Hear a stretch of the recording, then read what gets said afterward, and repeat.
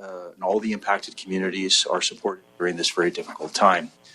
Although we have seen some lower temperatures and rain in some areas, we again are heading into a very warm period and much drier period. Our wildfire experts and fire crews are ready to respond to any emerging needs that arise over the next few days. But let's all help those efforts by avoiding any activities that might start new fires or make our current situation worse. It is important heading into the weekend that all residents and communities under evacuation alerts should be ready to leave their homes for a minimum of 7 days. Ensure that you have all important medication and documents, as well as food and supplies to support yourself and your family. You should also make sure that your vehicle is fully fueled and ready to go. These fires can move very quickly, and being prepared for rapid changes can make a huge difference. So please allow the Alberta Emergency Alert app and website and your local municipality for evacuation information and available services. In regards to waiving fees to replace ID. As we've seen in past emergencies, evacuees sometimes forget to take their ID with them in a rush to leave their homes. Evacuees of wildfires from April 29th to June 29th who need a new Alberta ID or driver's license are able to replace these documents free of charge in person at a registry office. This will allow them to access any other services that they need to as soon as possible. In regards to farmers, ranchers, and of course livestock, this afternoon I want to be sure to address the concerns of farmers and ranchers regarding their livestock. Farmers and ranchers who have evacuated from their property should register at the reception center identified for their community so that staff may quickly assist them and connect them with the resources that they need. They can also contact their municipality or the Wildfire Resource Line at 310-4455 with agriculture and livestock related questions. The situation, of course, is rapidly changing and is different for farmers and ranchers in each evacuated area. Some rural municipalities have implemented temporary re-entry processes for farmers to check in on livestock and provide feed or water. Implementing a re-entry process is at the discretion of the municipality.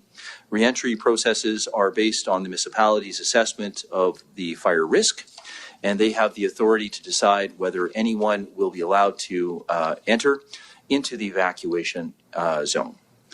Farmers and ranchers who have evacuated from their property should check with their municipality before entering any evacuated area to check in on livestock. Partner organizations like agricultural societies and some auction markets may have additional supports available for farmers and ranchers. Visit alberta.ca/emergency or again call 310-4455 for any more information.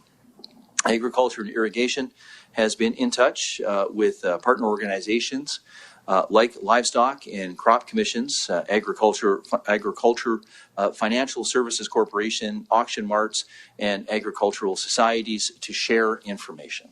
We know that this will require a long-term coordinated response. We are continuing to assess the situation as we remain in contact with federal agricultural counterparts and will continue to discuss what might be required from an agricultural perspective. In regards to the military and regarding the role of the military, as noted the other day, we are now receiving support from the Canadian Armed Forces. The Canadian Armed Forces is supporting basic firefighting duties and mop-up operations. They are also providing airlift resources and increased mobility and logistical responsibilities, such as evacuating isolated communities, offering engineering support, and heavy equipment resources. We will continue to work closely with the Canadian Armed Forces and are conducting significant planning and recon efforts throughout Alberta to determine where they are most needed. In regards to evacuee payments, a few days ago, we announced a one-time emergency financial assistance to residents who have been forced to evacuate due to these wildfires. More than 3,900 applications have been processed so far. $6.8 million in e-transfers has been sent to evacuees, and $570,000 in debit cards have been distributed. For those evacuees unable to receive an e-transfer, debit cards are available at the 16 Alberta Support Centre locations, as well as the Calgary and Edmonton evacuation centres. Red Cross donations, we also announced yesterday that the Government of Canada and the Government of Alberta will each match every dollar donated to the Canadian Red Cross 2023 Alberta Fires Appeal. Anyone wishing to make a financial donation to the 2023 Alberta Fires Appeal can do so online at redcross.ca or again by calling 1-800-418-1111. In conclusion, I just want to sincerely thank all of our first responders. They're working day and night to protect all Albertans and their property throughout this emergency. The situation remains very volatile, and particularly with the rising temperatures, which are imminent. I'd like to once again ask Albertans to listen to their local officials, obey any evacuation orders that you may receive, and please, everyone, please stay safe out there. Thank you, and I'd like now to pass the mic over to Colin Blair to provide an update from Alberta Emergency Management Agency. Thank you. Good afternoon, everyone. Alberta continues to be under a provincial state of emergency, and the Provincial Emergency Coordination Centre remains at level 4. In addition to the provincial state of emergency, there are 19 states of local emergency, as well as 4 band council resolutions and 10 evacuation orders are in place. The estimated number of evacuees is approximately 16,500, and evacuees have registered at 15 reception centres. If you've been evacuated, then register at the nearest reception centre or online. Registering will make it easier for you to get help and resources, and it makes it easier for us to reach you with important information. While the recent rain and cooler weather in parts of Alberta has brought some relief to some areas, we remain in an extremely volatile situation, and the risk of new wildfires remains significant in much of the province. It will take much more than a few scattered showers to change the wildfire situation. Hot and dry conditions are expected to continue over the weekend and into next week.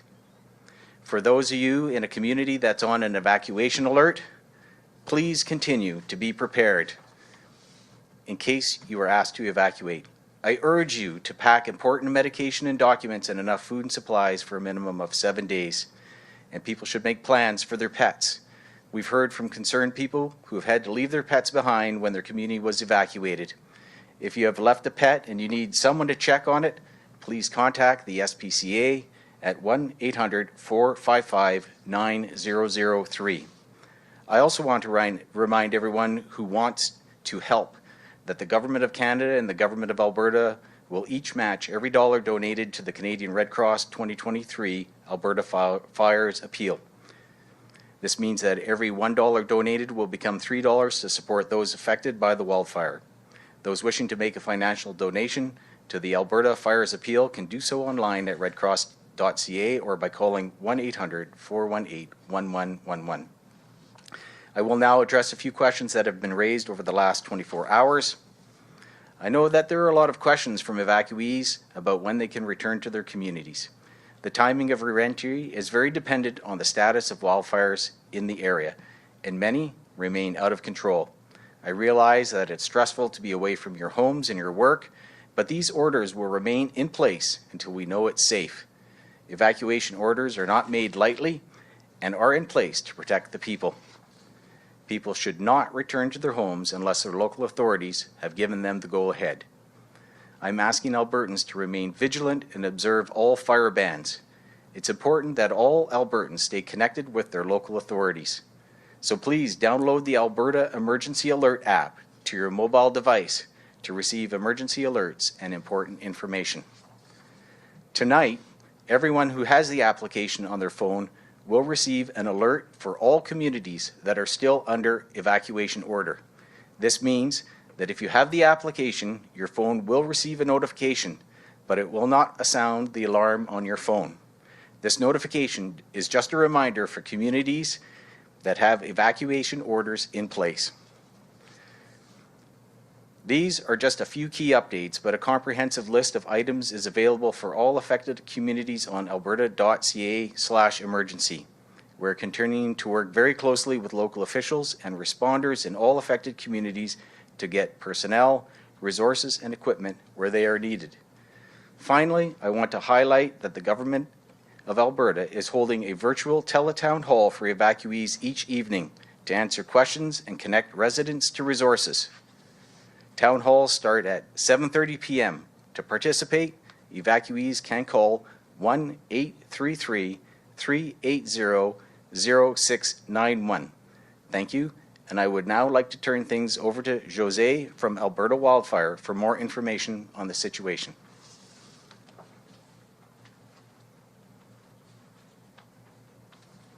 Thank you, Colin.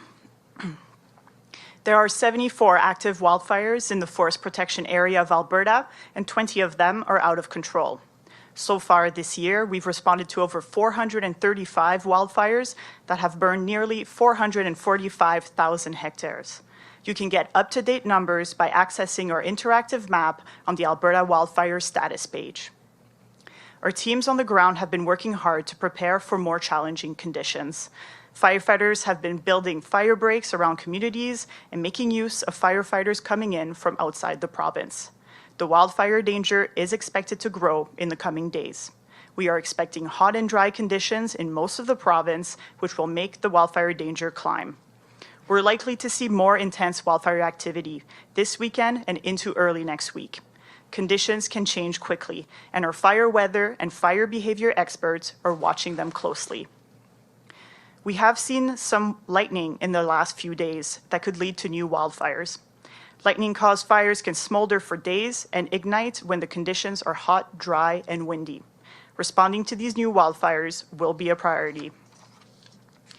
We currently have over 1,000 wildland firefighters, heavy equipment, and helicopter operators responding to wildfires throughout the province.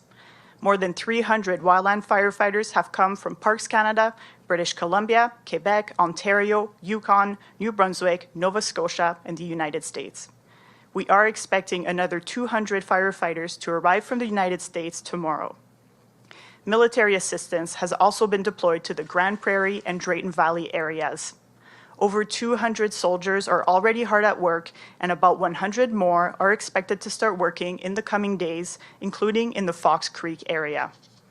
They will help with wildfire suppression, mop-up operations, and basic firefighting duties.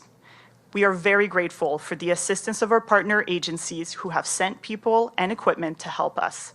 Additional crews allow some respite for Alberta firefighters who have been battling these challenging and unprecedented fires for the last 2 weeks.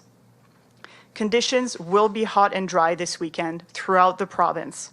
Albertans can do their part to help by respecting the fire ban and off-highway vehicle restriction that is in place for the forest protection area of Alberta. We want our firefighters to be able to focus on the wildfires that are already burning on the landscape instead of responding to new ones. Thank you, and we will now take questions. All right, we don't appear to have any media in the room, so we're going to go straight to the telephone lines. Operator, could you please put through your first caller? Thank you, Alex McQuaid, Western producer. Yeah, thanks for taking my call. And I guess my first question is looking at that response from the agricultural sector. I mean, I've talked to a number of producers up in the region. They're frustrated. They feel they're being treated as a liability instead of an asset, despite the fact they have the experience of fighting fires, they have the proper equipment to fight it, and they have the motivation to fight these fires. What are you doing to integrate this resource into your response? So, Colin, let's ask Jason Hale, the Deputy Minister of Agriculture, which is why we brought him to answer that question. I think it's a two-part question, and we might want to incorporate Josee from Wildfire on this as well.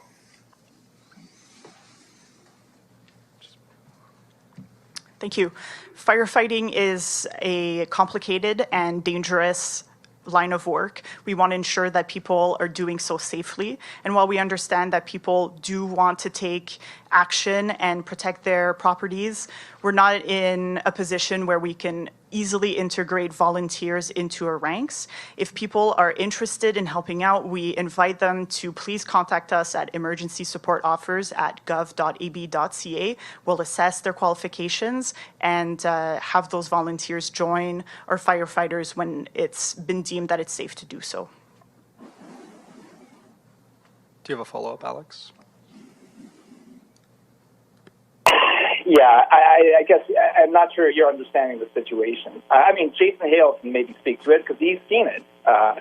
When these situations break out, the whole community goes out and fights this fire. They're not going to stick around and go through a government process to get qualified. They know they're qualified. One of them told me the only way you're going to get him out of that evacuation zone is that you'll have to steal his dead hands out of that place. I mean, do you understand the situation? Do you understand what BC's done regarding the agricultural sector and integrating a protocol with livestock producers to deal with these situations? All right, I believe Jason Hale is going to come up from Alberta Agriculture. Yes, thanks for those comments, Alex. In these situations, but you know, we have to remember that there are people within the organizations that have the training. You know, we have to be very cognizant of lives. In the ag industry, we do have special supports. We have AFSC that has a number of programs to help in these situations, dealing with you know, the agri-insurance portion, the perennial insurance, the annual insurance. So we do have supports for our producers. We're working very closely with AFSC. They have deadlines that they're looking at extending, programs that we are looking at enhancing. And, you know, we as a government will continue to work hand in hand with our ag producers to do what they need, you know, get the supports in place that they need to continue their operations at this time. All right, operator, could you please put through the next caller? Thank you. Matt Woodman, CCB. Hi there. My question is for Minister Mike Ellis. My first one, I'm just curious, right now you're giving out $1,250 to evacuees if they've been out for 7 days or longer. If they are out for longer than 7 days, is there plans to hand out more money? Say if they're out for 14 days, would you double it to $2,500? Yeah, I mean, we're going to have to reassess, obviously, as this continues to go on. Again, we're trying to, you know, it's just a rapidly evolving situation. This is why our Emergency Management Cabinet Committee is meeting every morning, getting briefings from all the necessary ministries and honestly, if this is something that requires you know, something to be assessed, then I think we have to take a look at this as a possible option. But I know we have Brad Geddes with Executive Director of Community Social Services here. I think that he might be able to say a few words on that as well. Good. Thank you, Minister. I would add that there's a number of series of programs that are in place so that it takes into consideration circumstances like this. First point I would share is that there are reception centers that do provide housing, food, medication, and other important resources. Second, there are the affordability payments. We're very fortunate to have a wonderful team that are getting those payments out the door to Albertans. And those are a good bridge because the insurance industry, through a number of homeowner policies, have additional living expenses and additional funds that can help you, whether it's a week, 2 weeks, or longer. As demonstrated in the Fort McMurray fires and other disasters. So again, I would encourage everyone to consider either local resources through 211 or to please call us at 310-4455 and we can lead you to other resources that may be of assistance. Thank you. Do you have a follow-up question? I do, actually. This one's on behalf of a colleague of mine. She's doing a story on the Rappel team. She's wondering if you could clarify whether they responded to 2% of fires or if it was only if that was only the fires they responded to, and could having that team in place this season have made a big difference? At this time, I'm unable to give more information about the rappel team and how they work and those numbers, but I invite your colleague to contact the ministry to get a more fulsome answer. If you send me an email, my information is at alberta.ca/news. I will get back to you on that. Operator, can you put through the next caller, please? There are no additional calls in the queue at this time. All right, seeing none, thank you, everyone. There'll be another update tomorrow.